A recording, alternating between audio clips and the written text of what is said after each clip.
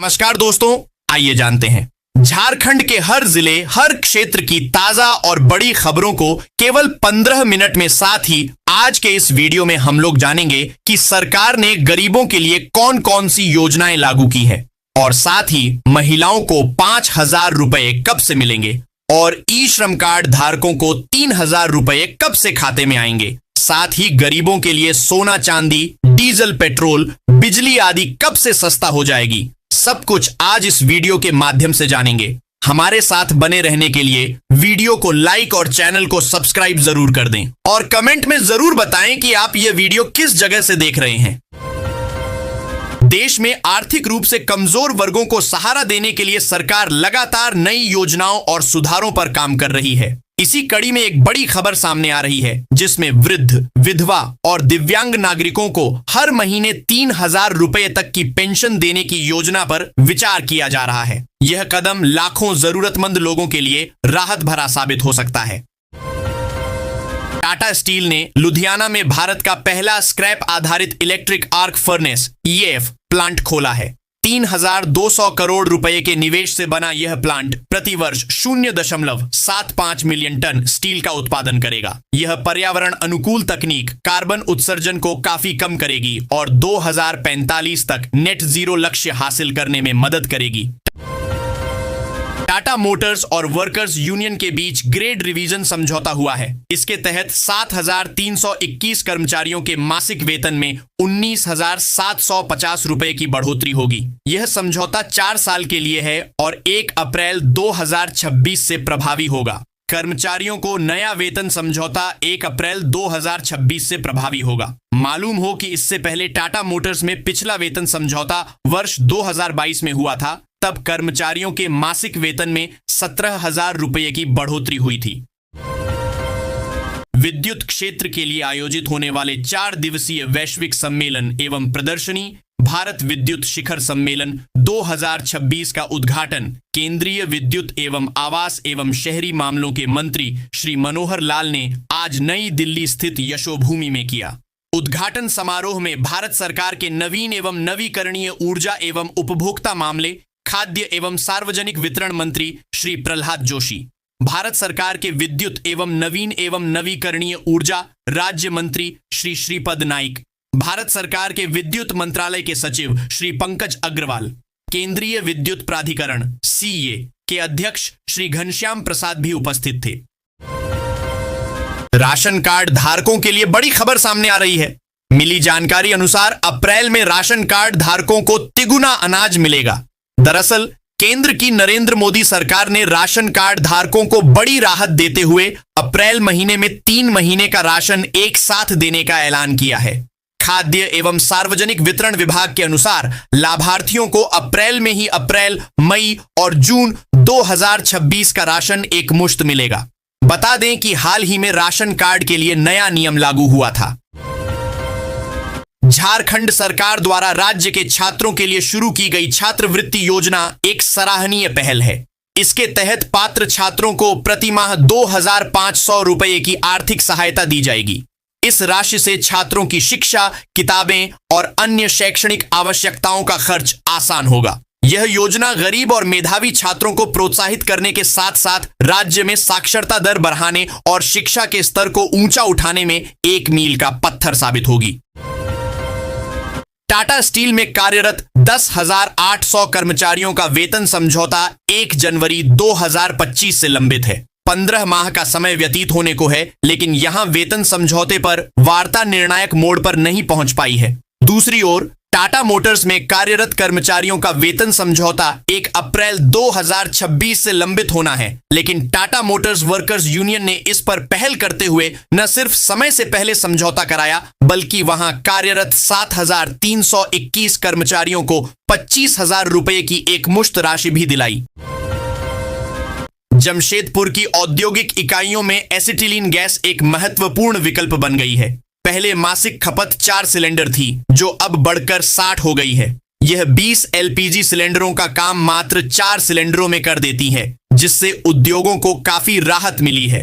हालांकि इसकी कीमत प्रति सिलेंडर करीब 4,500 रुपए होने के कारण इसका उपयोग पहले सीमित था। लेकिन मौजूदा परिस्थितियों में यह विकल्प के रूप में अनिवार्य बन गई है। टाटा स्टील कर्मचारियों की 20 लाख से अधिक ग्रेच्युटी अब पूरी तरह टैक्स फ्री नहीं होगी। केंद्र सरकार के नए श्रम कानूनों के तहत उन्हें टैक्स स्लैब के अनुसार भुगतान करना होगा। टाटा स्टील और टाटा वर्कर्स यूनियन के अधिकारियों ने केंद्रीय श्रम मंत्रालय से मुलाकात कर ग्रेच्युटी को टैक्स मुक्त करने की मांग की, लेकिन मंत्रालय ने इनकार कर दिया। जिला भू अर्जन पदाधिकारी गुंजन सिन्हा की अध्यक्षता में भूरशान, खैरबनी, टोभाबनी, गौरांगपुर, मौदा एवं हिजली गांवों में ग्राम सभा का आयोजन किया गया। इस दौरान अधिकारियों ने ग्रामीणों को रेल परियोजना के लाभ और भूमि अधिग्रहण की कानूनी प्रक्रियाओं के बारे में विस्तार से समझाया। ग्रामीणों की सहमति मिलने से अब रेल लाइन निर्माण का कार्य निर्बाध रूप से शुरू हो सकेगा।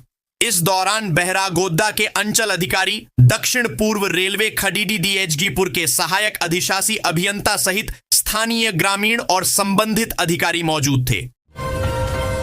जमशेदपुर के मानगो में 252 करोड़ की लागत से बन रहे स्वर्ण रेखा नदी पुल सह फ्लाईओवर का निर्माण तेजी से चल रहा है। मानगो चौक पर फ्लाईओवर का काम पहले पूरा होगा, जिससे शहरवासियों को जाम से राहत मिलेगी।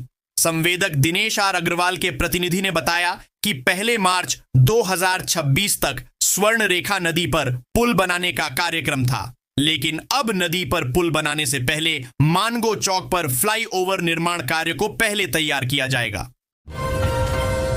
केंद्रीय औद्योगिक सुरक्षा बल ने गैर राजपत्रित अधिकारियों और जवानों की स्थानांतरण नीति की समीक्षा के लिए 5 सदस्यीय उच्च स्तरीय समिति गठित की है।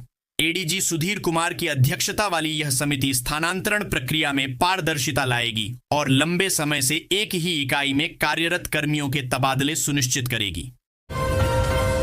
मुख्यमंत्री ने एक्स पोस्ट के माध्यम से शुक्रवार को घोषणा की कि मरांग गोमके पारदेशीय छात्रवृत्ति योजना का विस्तार किया जा रहा है। अब इस योजना के तहत अनुसूचित जनजाति एसटी के साथ साथ अनुसूचित जाति एससी, अल्पसंख्यक एवं पिछड़ा वर्ग के विद्यार्थियों को भी शामिल किया गया है। इस योजना के माध्यम से अब प्रतिवर्ष 50 छात्रों को यूनाइटेड किंगडम के प्रतिष्ठित विश्वविद्यालयों में 100% छात्रवृत्ति के साथ उच्च शिक्षा प्राप्त करने का अवसर मिलेगा।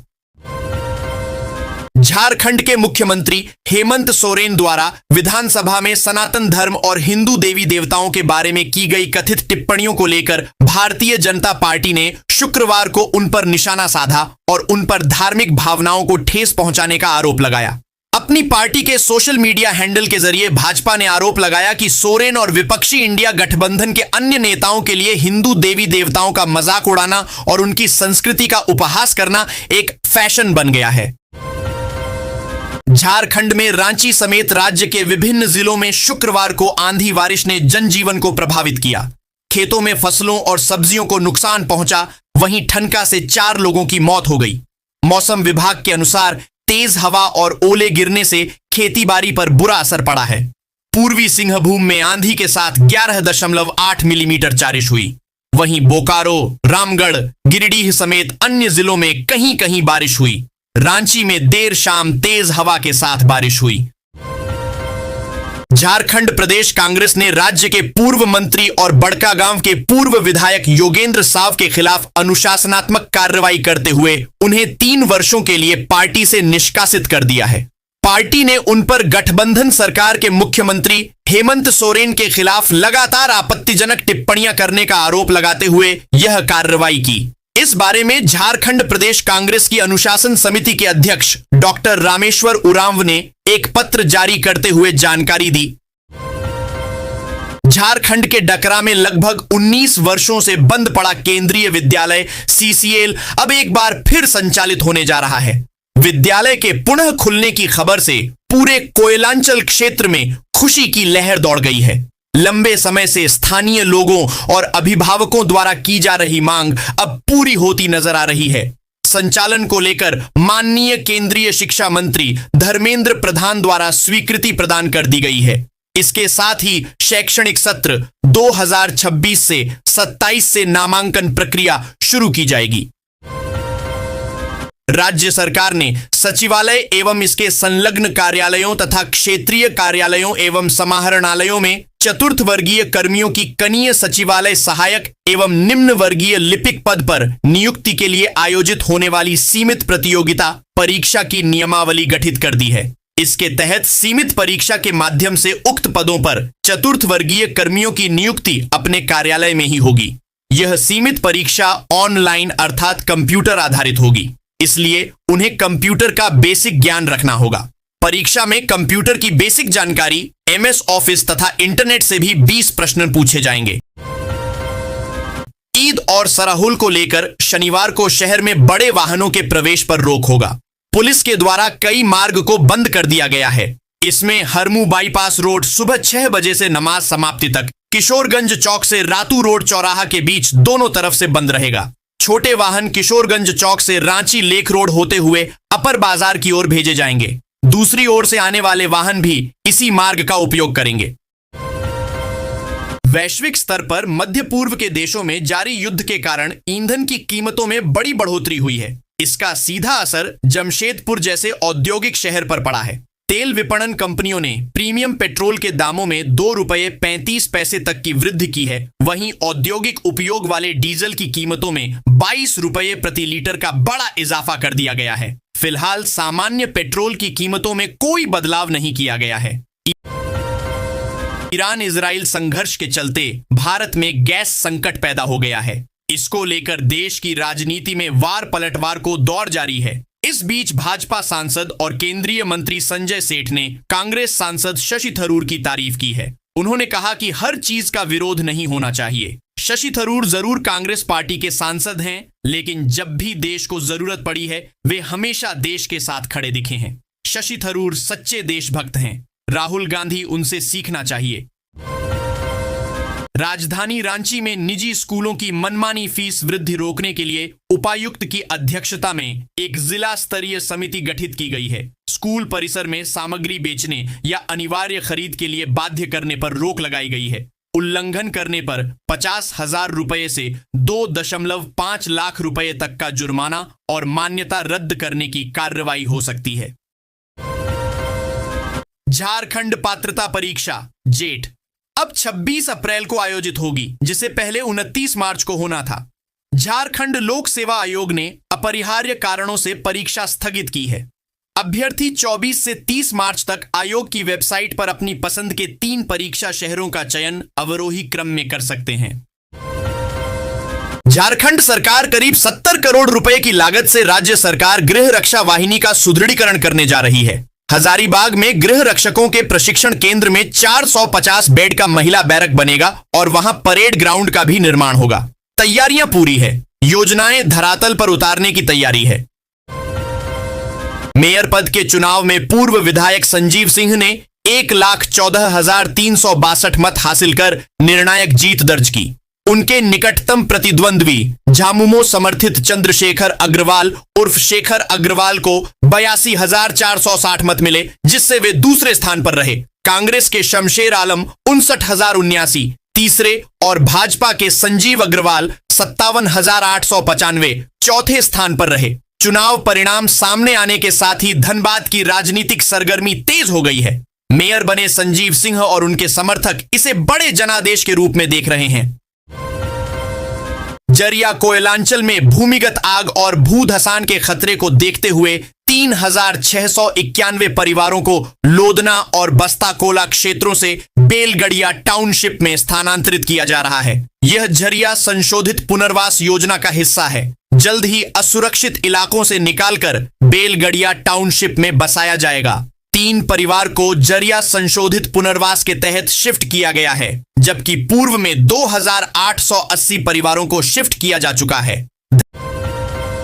धनबाद वन विभाग ने भी पेड़ पौधों के साथ वन संरक्षण के लिए हर एक स्तर से प्रयासरत है। जिले के विभिन्न प्रखंडों में पेड़ पौधों के संरक्षण और विस्तार के लिए योजनाबद्ध तरीके से कार्य किए जा रहे हैं। साथ ही नुक्कड़ सभाओं और जन जागरूकता अभियानों के माध्यम से लोगों को वन संरक्षण के प्रति जागरूक किया जा रहा है। धनबाद के केंद्रीय विद्यालय 1 विनोद नगर और मैथन में बाल वाटिका व पहली कक्षा में प्रवेश प्रक्रिया शुरू हो गई है। बाल वाटिका में 40-40 सीटें, जबकि पहली कक्षा में 80 नए छात्रों का नामांकन होगा। तीसरा सेक्शन पूर्व की बाल वाटिका से प्रमोट होने वाले 40 छात्रों को प्रवेश मिलेगा। धनबाद में संचालित 4 केंद्रीय विद्यालयों, केंद्रीय विद्यालय 1 विनोद नगर, केंद्रीय विद्यालय 2 सराय ढेला, केंद्रीय विद्यालय मैथन और केंद्रीय विद्यालय गोमो में से सिर्फ केवी 1 विनोद नगर व केवी मैथन में ही बाल वाटिका में प्रवेश मिलेगा। टेस्ट क्रिकेट में कप्तानी और बल्लेबाजी का तालमेल बिठाना आसान नहीं होता, लेकिन डॉन ब्रैडमैन, शुभमन गिल और ग्राहम गूच ने इसे मुमकिन कर दिखाया। ब्रैडमैन ने 1936 से 37 की एशेज सीरीज में बतौर कप्तान रिकॉर्ड 810 रन बनाकर इतिहास रचा था। वह किसी टेस्ट सीरीज में सर्वाधिक रन बनाने वाले कप्तान के तौर पर पहले नंबर पर हैं। इस लिस्ट में दूसरे नंबर पर भारत के शुभमन गिल हैं, जिन्होंने बॉर्डर गावस्कर ट्रॉफी में बतौर टेस्ट कप्तान खेलते हुए रनों का ढेर लगा दिया था। भारतीय टीम के लिए मौजूदा समय में एक से बढ़कर एक धाकड़ खिलाड़ी आ रहे हैं। कई बल्लेबाज तूफानी अंदाज में खेलने के लिए मशहूर हैं। वनडे हो या टेस्ट, हर फॉर्मेट में वर्तमान खिलाड़ी ताबड़तोड़ अंदाज में खेलना जानते हैं, लेकिन टेस्ट में सबसे तेज शतक भारतीय बल्लेबाज के द्वारा 1996 से 97 में आया था। जिस खिलाड़ी ने यह कारनामा किया था, उसने 42 साल पहले भारत के लिए टेस्ट डेब्यू किया था। राज्य सरकार ने राज्य में चिकित्सा शिक्षा का विस्तार देने तथा चिकित्सकों, खासकर विशेषज्ञ चिकित्सकों की कमी को दूर करने को लेकर सीटों की संख्या बढ़ाने को प्राथमिकता में रखा है। इस वर्ष नेशनल मेडिकल कमीशन द्वारा जमशेदपुर स्थित एमजीएम मेडिकल कॉलेज में एमबीबीएस सीटों की संख्या 100 से बढ़ाकर 150 कर दी गई है। इसी क्रम में दुमका, हजारीबाग और धनबाद स्थित राज्य सरकार के मेडिकल कॉलेज में भी एमबीबीएस की 100 सीटों को बढ़ाकर 150 किए जाने का प्रस्ताव भेजा गया है। कोरोना काल से पूर्व यहां नई दिल्ली जगन्नाथपुरी नंदनकानन एक्सप्रेस ट्रेन का ठहराव था। कोरोना काल के बाद भी नंदनकानन एक्सप्रेस का ठहराव महोदा में नहीं दिया गया है। इसको लेकर क्षेत्र के ग्रामीणों एवं जनप्रतिनिधियों ने रेलवे प्रबंधन को कई बार आवेदन दिया, लेकिन अभी तक कोई पहल नहीं हुई।